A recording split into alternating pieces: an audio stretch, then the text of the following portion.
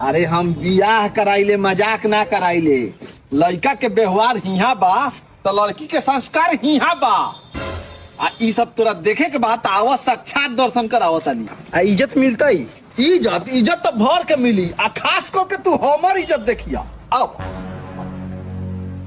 बोलो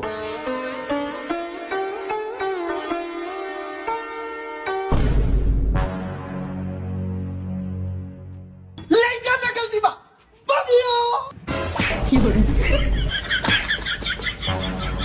घर में कौन समस्या चलता का? अरे माधर सबसे बड़ा समस्या तो हमरा लाइफ में तू देले बारे माधर चोद।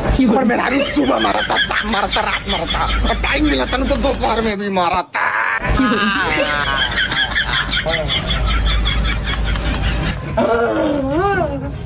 भाग मिल गई